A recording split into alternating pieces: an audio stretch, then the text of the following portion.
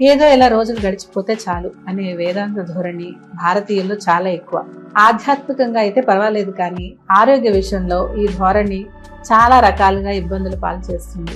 చాలా మంది మనసులో సర్వసమగ్రంగా ఏది ఉండాల్సిన అవసరం లేదు, సమూలంగా ఏది తొలగాల్సిన అవసరం లేదు, కాస్తంత ఉపశమనంగా ఉంటే చాలు జీవితం గడిచిపోతుంది అనే భావనే ఉంటుంది.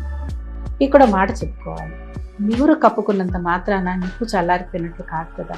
వెన్నునొప్పి సమస్య ఉందనుకోండి, ఏదో పెయిన్ కిల్లర్లతో కాస్త ఉపశమనంగా అనిపించినంత మాత్రాన వెన్నునొప్పి సమూలంగా తగ్గిపోయినట్లేమి కాదు కదా. ఎందుకో కానీ చాలా మంది ఈ మూలాలని అర్థం చేసుకోరు.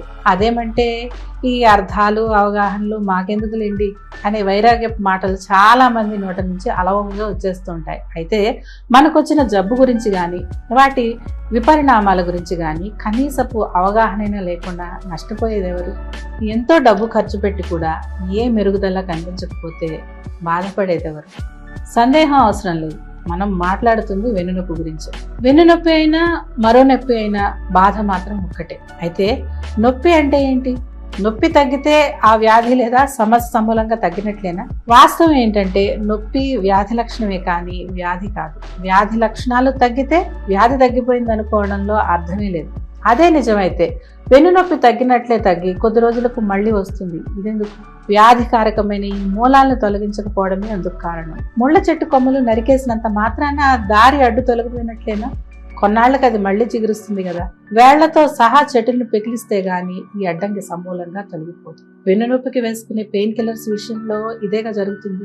పెయిన్ కిల్లర్స్ నరాలని మొద్దుబారేలా చేసి తాత్కాలికంగా నొప్పి తెలియకుండా చేస్తాయే తప్ప నొప్పి మూలాలను తొలగించవు. నొప్పి తొలగిపోకుండా చేసే ఆ కాస్త ఉపశమనమైన చాలనుకుని ఎవరైనా ఏళ్ల పర్యంతం పెయిన్ కిల్లర్స్ తో సరిపెట్టుకుంటే ఏమవుతుంది? పెయిన్ కిల్లర్స్ దుష్ప్రభావాలతో ఏదో ఒక రోజు శరీరం కుప్పకూలిపోతుంది. అయితే వెన్నునొప్పిని తగ్గించడానికే పరిమితం కాకుండా నొప్పికి కారణమైన ఆ మూలాల్ని సమూలంగా తొలగించే దిశగా ఆయుర్వేదం పనిచేస్తుంది. వాస్తవానికి వెన్నెముక అత్యంత శక్తివంతమైనది. నిలువెత్తు శరీర సౌధానికి ఉక్కు మూల స్తంభం లాంటిది. వెన్నెముక చుట్టూ ఉండే పరివాహిక వ్యవస్థ కూడా సామాన్యమైనది కాదు. వెన్ను చుట్టూ పెనవేసుకుని ఉండే కండరాలు, లిగమెంట్లు, టెండాన్లు, డిస్కులు, కీళ్లు, నరాలతో అదో బలమైన వ్యవస్థ. ఏ కారణంగానైనా ఆ యొక్క వ్యవస్థ దెబ్బతింటే శరీరంలోని ఈ విభాగాలన్నీ శిథిలమై శరీర వ్యవస్థ అంతా చిందరవందర అయిపోతుంది. పైగా ఉత్సాహం, తేజం సన్నగిల్లిపోయి ప్రాణం కునారిల్లిపోతుంది. యాంత్రికంగా గుండె కొట్టుకుంటూ ఉన్న బ్రతికున్నాననే భావన అయితే కలగదు. అందువల్ల మరే విషయంలోనూ నిర్లక్ష్యంగా ఉండిపోతే సరే, కానీ వెన్నెముక విషయంలో మాత్రం నిర్లక్ష్యం ఎంత మాత్రం తగదని వైద్య నిపుణులు అదే పనిగా చెబుతూ ఉంటారు. వెన్నెముకలో ఏర్పడే తేడాల వల్ల ఒక్కోసారి డిస్కులు ఒత్తిడికి గురై అందులోని గుజ్జు బయటకు రావచ్చు. ఆ గుజ్జు ఆ పక్కనే ఉన్న వెన్నుపాంపై ఒత్తిడి గురి చేయొచ్చు. అంతిమంగా ఇది వెన్ను నొప్పిని కలగచేయొచ్చు. ఆ నొప్పి క్రమక్రమంగా పెరిగి కదలేని స్థితిని కలగచేయొచ్చు.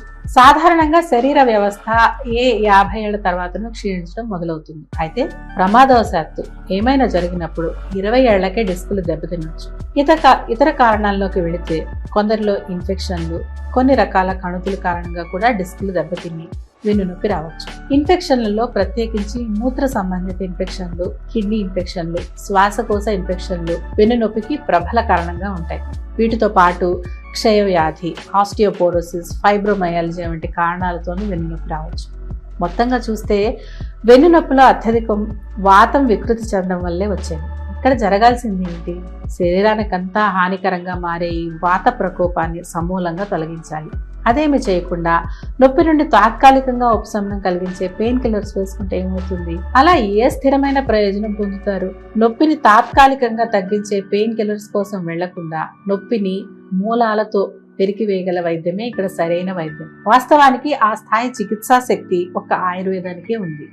ఆయుర్వేదం పై వైద్యాలు ఎప్పుడూ చేయదు. వెన్నునొప్పికి అసలు కారణమైన వాతాన్ని కూకటి వేళ్లతో పెరికించి వేస్తుంది. వెన్ను చుట్టూ ఉండే కండరాలు, లిగమెంట్లు, టెండాన్లు, కీళ్లు ఎంతో సవ్యంగా, చైతన్యవంతంగా పనిచేసేలా చేస్తుంది. ఇందుకు ఆయుర్వేదంలోని పంచకర్మ చికిత్స, మేరు చికిత్స ఎంతో ప్రభావవంతంగా పనిచేస్తాయి. అనుబంధంగా ఉండే రసాయన చికిత్సలు శరీరంలోని జీవద్వంద్వమైన శక్తిని నింపుతాయి.